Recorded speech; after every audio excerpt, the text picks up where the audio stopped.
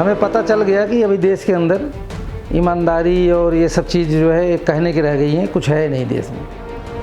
तो जब राम मंदिर बना था तो ये मोदी थे जिन्होंने मजदूरों पे फूल बरसाए थे, जो कारीगर थे वहाँ पे। वो भी तो एक तस्वीर है देश के सामने आई है। हमारे देश का समस्या का समाधान हो गया होता अगर केजरीवाल ईमानदार निकले होते तो। आप क्या कर रहे हैं उसके लिए, आवाज़ उठाने के लिए आपने क्या किया है उनके हकों की? अरे भाई, आप मजदूर को जो पैसे दे रहे हो उसकी जेब में तो जाए, उसके बीच में भी एक आदमी घुसेड़ रखे हो, ले भाई तू खा ले। हमारे देश के अंदर जो जन्मा है मुसलमान, वो हमारे देश का कोई भी पद ले, प्रधानमंत्री के लिए, राष्ट्रपति के लिए, कुछ भी करे, लेकिन भाई बाहर से आके आक्रांताओं का अगर वहाँ लगेगा बोर्ड तो इस पर हम लोगों को थोड़ा एतराज़ है।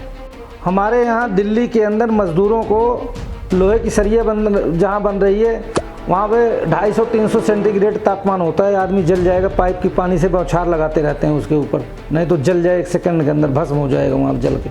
कोई भी आदमी करे, चोरी डकैती करे, हत्या करे, छिनैती करे, किसी के प्लॉट पर कब्जा करे, उसके माँ बाप का नाम, उसकी जात का नाम जरूर बताना चाहिए, उसको एक्सपोज करना चाहिए।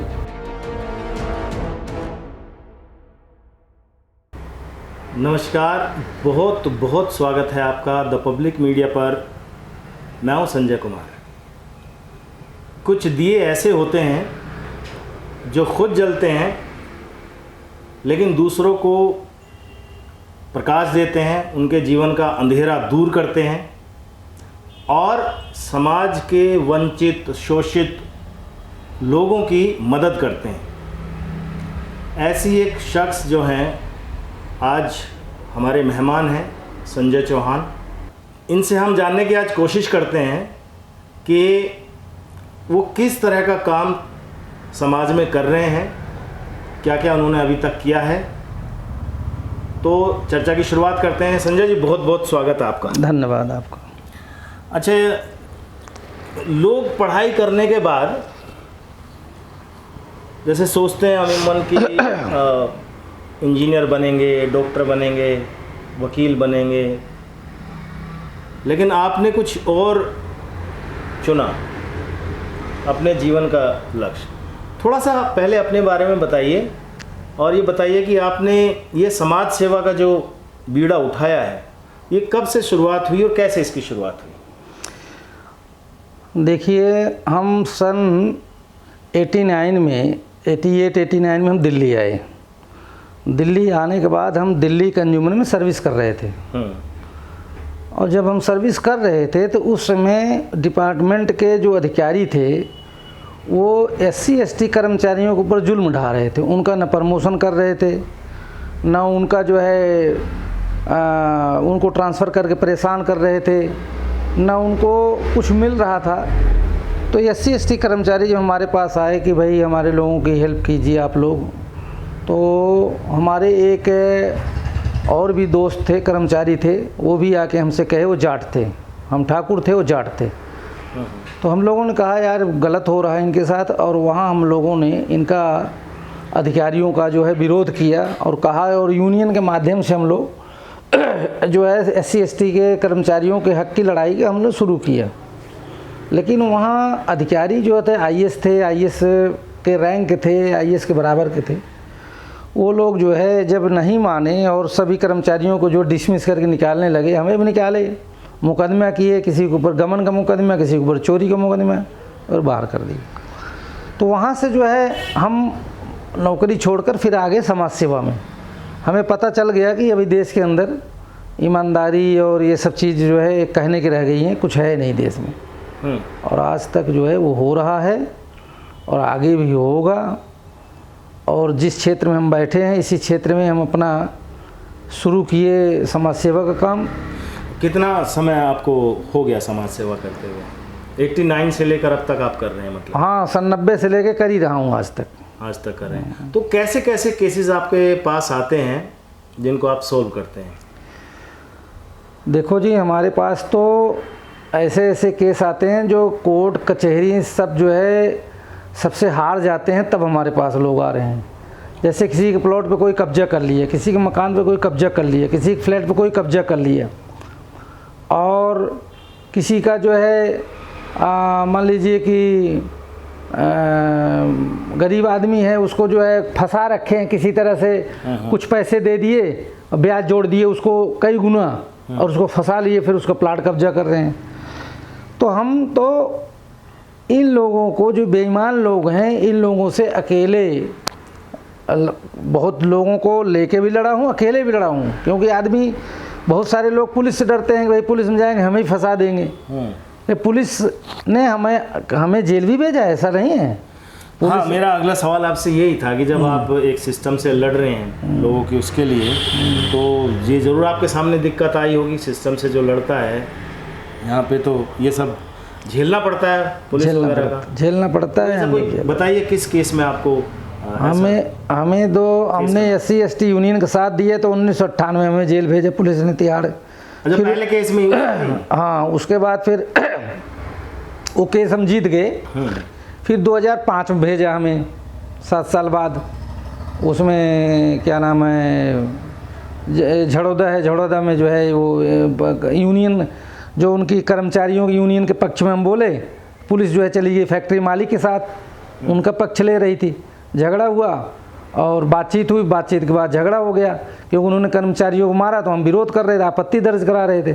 फिर हमारे को भी उन्होंने भेजा जेल, केस चला, केस हम जीत गए, वो भी केस जीत गए।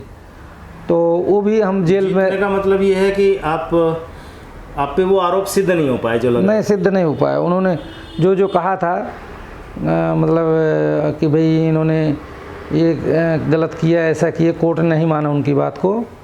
और 1998 में जो हम जेल गए थे वो भी जीते, ये भी मुकदमे हमने जीते, सब में हम बरी हो आए। और दूसरी बार जेल इसने भेजा। फिर तीसरी बार जो है, एक बार जहांगीरपुरी से हमें जेल भेजा गया कि वहाँ पे राशन कार्ड में जो गरीब आदमी जाते थे बनवा, उनको बनाते नहीं, तो वहाँ दलाली हो रही थी। दलालों से झगड़ा हो गया, पुलिस ने दलालों को पक्ष लिए, को दलाल उनको भी पैसे देते थे। फिर वहाँ भी जेल हुआ हमें, मतलब हम जेल गए, वो भी हम मुकदमे जीते।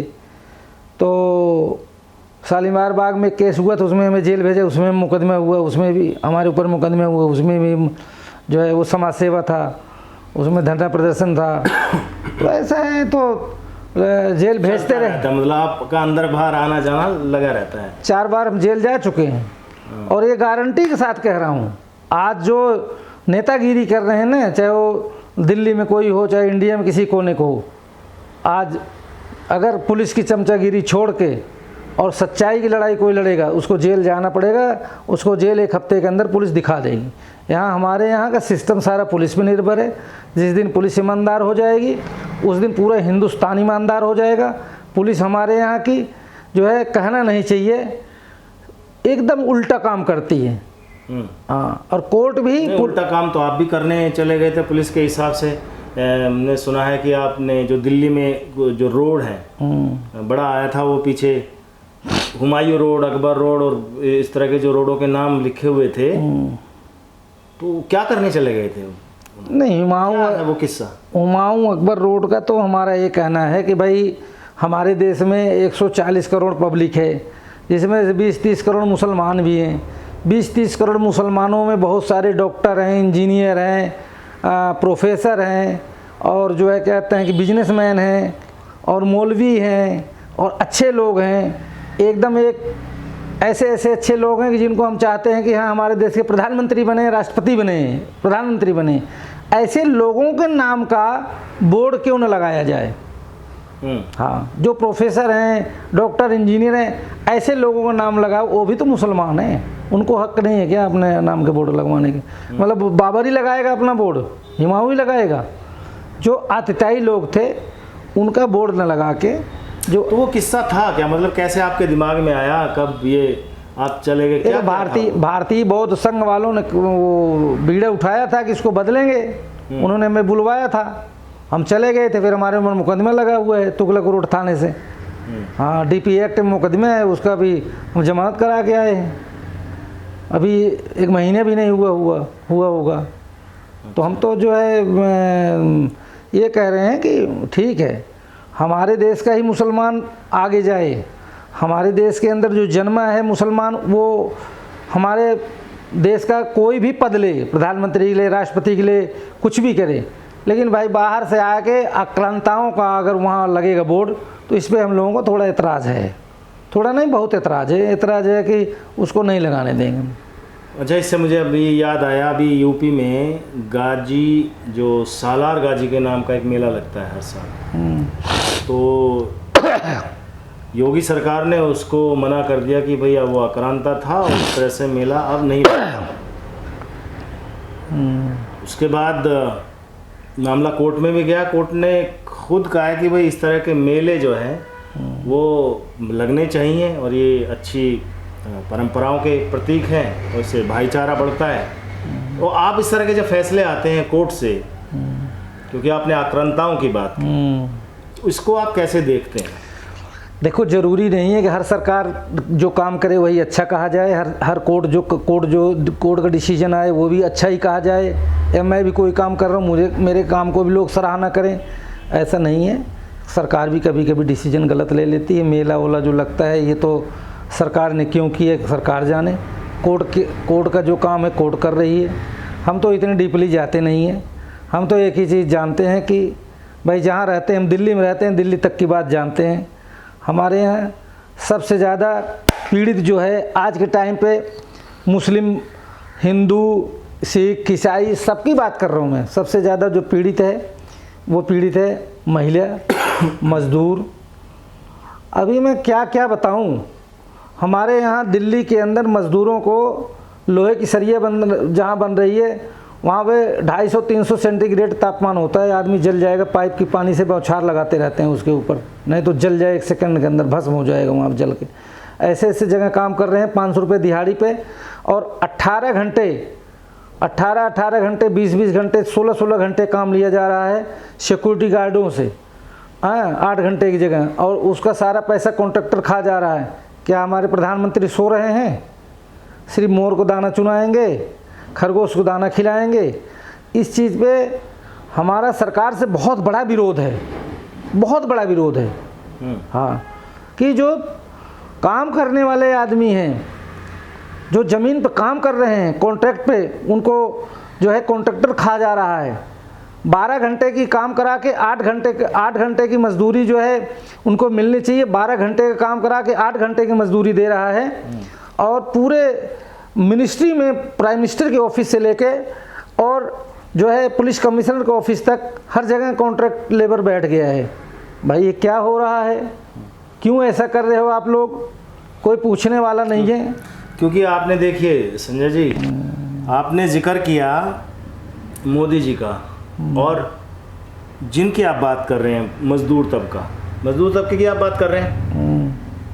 तो जब राम मंदिर बना था तो ये मोदी थे जिन्होंने मजदूरों पे फूल बरसाए थे, जो कारीगर थे वहाँ पे। वो भी तो एक तस्वीर है, देश के सामने आई है। ठीक है, ये भी इसको हम सही नहीं कह सकते, गलत है, लेकिन आप क्या कर रहे हैं उसके लिए, आवाज़ उठाने के लिए आपने क्या किया है उनके हकों की? देखिए, देश के अंदर जो मज़दूर काम कर रहा है आज के समय में, उसके परिवार को दिल्ली, बम्बई जैसे शहर में पालने के लिए कम से कम 30,000 रुपये उसको मिलना चाहिए महीने में। 1,000 रोज़ का खर्चा है बीवी बच्चे वालों को। बीवी बच्चे अगर नहीं है तो उसका कम 500-700 खर्चा उसका भी है। लेकिन मैं कह रहा हूँ कि मजदूर से काम तो ले रहे हो आप, और आप तनख्वाह भी दे रहे हो, लेकिन कॉन्ट्रैक्ट जो कॉन्ट्रैक्टर है वो खा जा रहा है। अरे भाई, आप मजदूर को जो पैसे दे रहे हो उसकी जेब में तो जाए, उसके बीच में भी एक आदमी घुसेड़ रखे हो, ले भाई तू खा ले। मेरा ये कहना है, हर जगह से तो तुम, प्रधानमंत्री का कहना है कि हर जगह से बिचौलियों को हटाओ, डायरेक्ट खाते में पैसा जाना चाहिए। तो डायरेक्ट उसके खाते में क्यों नहीं पैसा जा रहा है? भाई वो भी तो काम कर रहा है, जाना चाहिए ना। और कोई किस्सा है आपको, जो ये तो आपने बताया एक जगह का, जहाँ एक्टिवली आपका पार्टिसिपेशन रहा हो, जहाँ एक्टिवली आपने जा कर के एक किसी को राहत दिलाई हो, किसी मजदूर को, किसी पीड़ित को, किसी शोषित को, किसी वंचित को? हमारे यहाँ बुराड़ी क्षेत्र में कई लोगों के मकान कब्जा हो गए थे, जिसमें से 4-5 आदमी का मकान छुड़ाया हूँ मैं, अभी बता रहा हूँ। और एक आदमी था, वो क्लॉथ मार्केट में यहाँ चावड़ी, क्या नाम है इसका, चांदनी चौक में काम करता है। उसका नाम है राम प्रकाश जो है क्लॉथ मार्केट में काम करता है, और रहता है वो वीरेंद्र कॉलोनी में। उसका एक सरदार था, उस सरदार ने पैसे, ईश्वर नाम था सरदार का, ईश्वर सिंह, और यहाँ पे जो है खुशहाल चौक पे उसका ऑफिस हुआ करता था सरदार का, और खुशहाल चौक पे ऑफिस हुआ करता था। वो राम प्रकाश को फंसाया, पैसे ले लिए, गलत एग्रीमेंट कराया कि इस एग्रीमेंट को करा दिया कि हमसे उधार ले रहे हैं राम प्रकाश, जबकि राम प्रकाश उसको दे रहे थे, प्लॉट खरीद रहे थे। राम प्रकाश को प्लॉट नहीं दिया, फिर राम प्रकाश का मैं ले गया कोर्ट में से उसको जो है कराया हूँ, मतलब कोर्ट से उसको प्लाट मिला 2.5 साल बाद। और अभी एक निबूलाल यादव नाम का आदमी है जो कि हरियाणा के हरियाणा दिल्ली बॉर्डर पे जौनती बॉर्डर बोलते हैं, वो झज्जर लग जाता है ज़िला, वहाँ पैसा दे के आया 2,45,000, उसको प्लॉट नहीं दे रहे हैं। 4-5 हैं जिसमें 2-3 जाट हैं और 2 ठाकुर हैं, वो फंसा रखे हैं। उनसे उसको निजात दिला रहा हूँ, लेकिन मिला नहीं। अभी चल रहा है कोर्ट में केस, इसमें रोहिणी में, उसमें मेरा ही है सब, अभी वकील नहीं किया उन्होंने। अच्छा, जब भी आप कोई ऐसी जिक्र करते हैं, कोई भी केस आप बताते हैं, तो आप ये ज़रूर जिक्र करते हैं कि वो ठाकुर था, वो सरदार था, या वो अब बताना चाहिए ना, वो ब्राह्मण था। बिल्कुल बताना चाहिए। कोई भी आदमी रेप करे, बलात्कार करे, चोरी डकैती करे, हत्या करे, छिनैती करे, किसी के प्लॉट पर कब्जा करे, उसके माँ बाप का नाम, उसकी जात के नाम जरूर बताना चाहिए, उसको एक्सपोज करना चाहिए।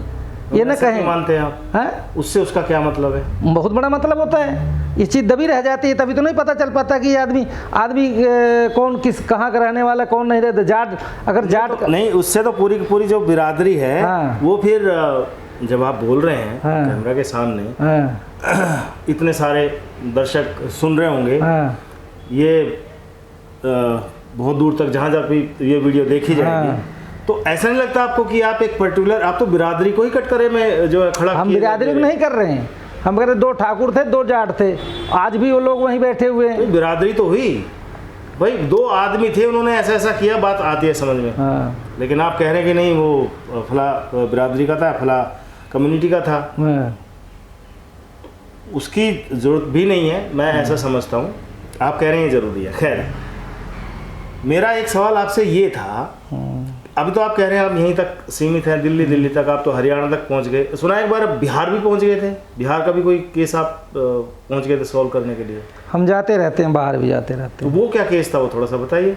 हम बिहार का वो कहीं का वो कोई तो ऐसे समय बहुत लग जाएगा, बहुत केस हैं जिनमें बाहर गए हुए हैं।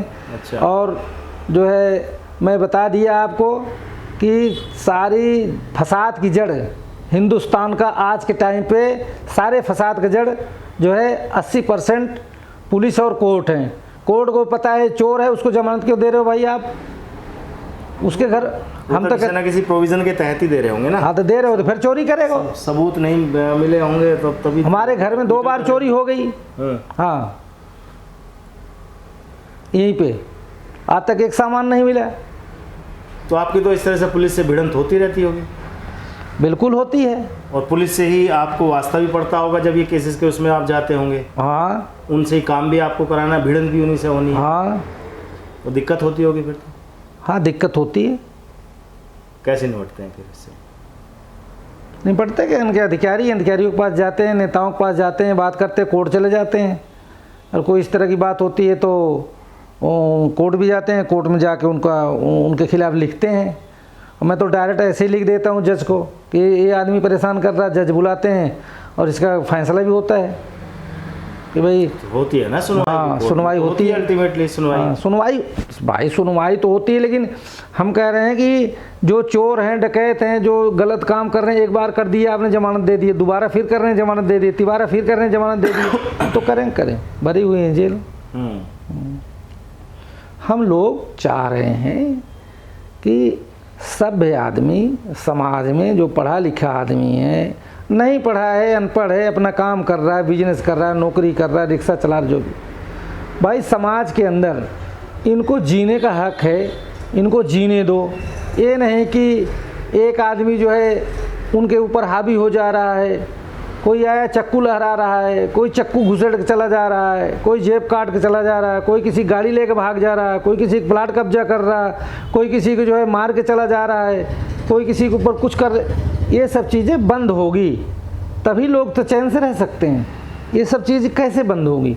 ये बंद होगी जब पुलिस का डर होगा। पुलिस का डर ही ख़त्म हो गया है। पुलिस को कोई डरता ही नहीं। तो इसके पीछे भ्रष्टाचार ही कारण होगा, करप्शन ही कारण होगा। आपको यही मानते हैं कि करप्शन ही होगा? बिल्कुल करप्शन, इसके जो करप्शन है वही इस सारे फसाद का जड़ है, करप्शन है। अच्छा, जब अन्ना आंदोलन हुआ था उसके भी आप शुरुआती दौर में जुड़े हुए थे उससे? 10 हम लोग 12 मार्च 2010 को जब अन्ना जी पहली बार आए थे तो उनको लेके आए यहाँ, सब कुछ किए। लेकिन जब उनके आगे पीछे केजरीवाल जैसे चोर मतलब ये जो है घुसने लगे अंदर, तो हम लोग समझ गए थे कि ये केजरीवाल आ गए, संजय सिंह आ गए, मनीष सिसोदिया, ये सब जाने पहचाने चोर थे पहले के ही।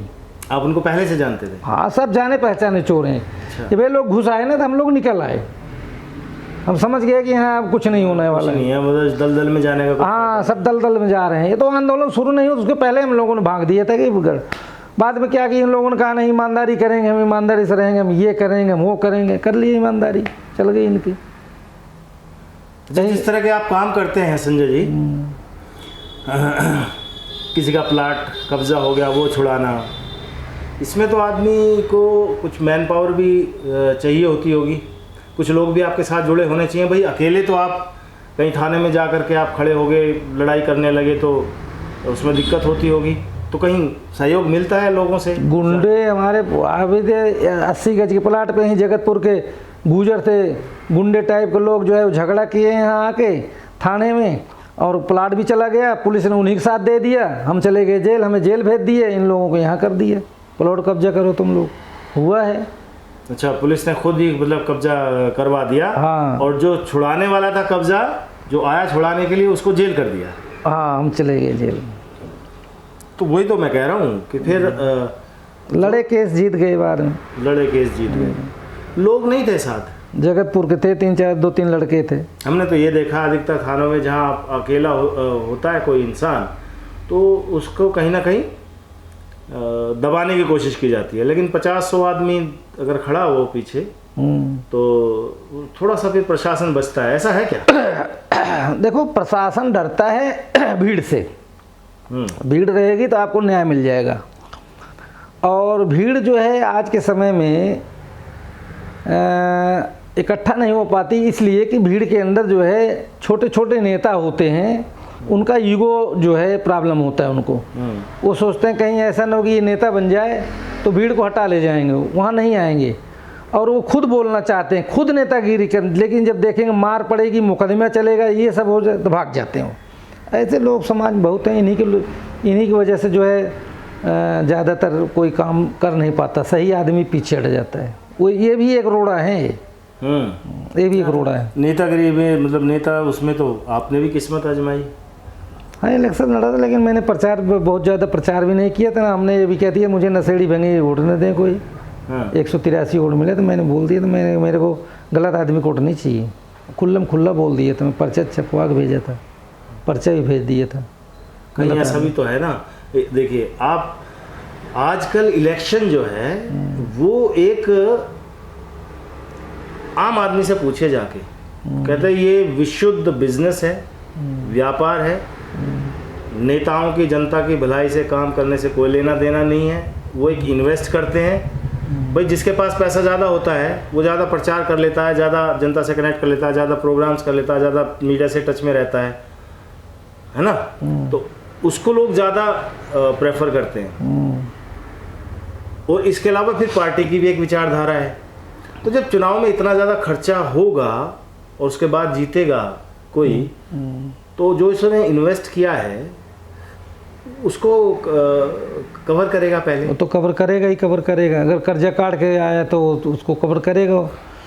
तो चुनाव आयोग को जो है, तो पब्लिक के लिए क्या करेगा? मैं कहता हूँ जितनी समस्या हिंदुस्तान की है, सारे समस्याओं का निदान मेरे पास है। अब मैंने प्रधानमंत्री को, मोदी जी को लिख के भेजा, लेकिन प्रधानमंत्री मोदी जी ने पता नहीं पढ़े या अपने किसी आदमी को बोले होंगे भाई इसको फाड़ के फेंक दो, या उनको बताया ही नहीं गया, भगवान जाने। कौन सी ऐसी समस्या है जिसका निदान मेरे पास नहीं? बेरोजगारी की मेरे पास है, चोरी डकैती बंद करवा दूं मेरे पास है, और जो आपने ये बताया चुनाव आयोग के मेरे पास है। तो चुनाव आयोग को मैं कह रहा हूँ कि आप लोगों को ये बोलो कि पर्चा दाखिला करें। पर्चा दाखिला करने तक कोई खर्चा नहीं है, पर्चा दाखिला आदमी कर सकता है, मतलब 1000-2000 रुपये में भी कर सकता है, ठीक है ना। इसके बाद पब्लिक को बोलो कि एक स्टेज मिलेगा आपको, आप 2 आदमी खड़े हो चाहे 50 जने, एक ही स्टेज मिलेगा आपको। वहाँ मीडिया भी रहेगी सरकारी खर्चे से, और एक ही दिन बैठो डिबेट करो। अब पूरे विधानसभा का आपका पूरे दिल्ली आपको देखे, हर इलाके का डिबेट अलग अलग डेट को कराएंगे। अब अपना तुम उस डिबेट में अपना सुपीरियर मतलब जो वो थी आपकी स्पेशलिटी आप अपना रखो, आप अपना जो है वो ये दिखाओ कि हम इतने काबिल हैं, ठीक है। उस डिबेट में मान लो बुराड़ी विधानसभा के लोग देखेंगे कि ठीक है जी यहाँ से 28 आदमी खड़े, 28 का 28 वैसे डिबेट हो रहा है। 2 घंटा कराओ डिबेट, 4 घंटा कराओ, 6 घंटा, पब्लिक संतुष्ट होनी चाहिए कि हाँ भाई ये आदमी अच्छा बोल रहा है, या जो भी बोल रहा है उसको वोट दो, अगले दिन वोटिंग करा दो, 2 दिन के बाद करा दो। तुम दुनिया भर का ड्रामा इसमें रचे हो, ढोल लेके दौड़ रहे हैं, ये यहाँ दौड़ रहे हैं, वहाँ दौड़ रहे हैं, हाँ, ये रोड शो हो रहा है, वो फलाना शो हो रहा है। क्या है भाई, कौन सी नौटंकी है? फूलों की बारिश हो रही है। ये नौटंकी नहीं तो है क्या? मैं ऐसे चुनाव आयोग को नहीं मानता। आज तो खैर सिस्टम दूसरा हो गया। आज तो हर नेता कोई भी है अपनी बात सोशल मीडिया के माध्यम से पूरी विधानसभा तक पहुंचा सकता है। सरकारी खर्चे पे होना चाहिए वो डिबेट। हाँ, वो डिबेट सरकारी खर्चे पे। 70 विधानसभा है, 70 विधानसभाओं का डिबेट आप 1 दिन करा दो, 2 दिन में कराओ, 5 दिन में करा दो, खत्म मामला। 1 दिन डिबेट होगा जी, चाहे पब्लिक वहाँ बैठ के देखे, टीवी लगी किसी मैदान में करा दो, ठीक है। पब्लिक सरकारी खर्चा कितना आ जाएगा? 10 लाख का आ जाएगा, इससे ज़्यादा तो नहीं आएगा। उन जो खड़े हैं लोग उनसे पैसे मत लो। 10 लाख का मतलब होता है कि एक विधानसभा का 10 लाख, 70 विधानसभा का 7 करोड़। 7 करोड़ खर्चा हो रहा है सरकार का। 7 करोड़ में पूरा निष्पक्ष चुनाव हो जाएगा। किसी को धोती बांट रहा है, कोई साड़ी बांट रहा है, कोई दारू बांट रहा है, कोई फलाना बांट रहा है। कुछ इतना टाइम ही मत दो ना, क्यों इतना टाइम दे रहे हो लंबा तुम? चुनाव आयोग को आप लिख सकते हैं।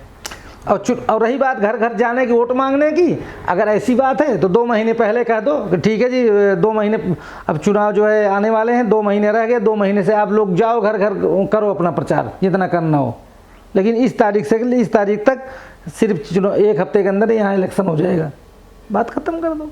मुझे तो नहीं लगता कि भाई आप गली गली जा रहे हैं, नेता हाथ जोड़ कर निकल के जाते हैं, उससे वोट मिल जाता है।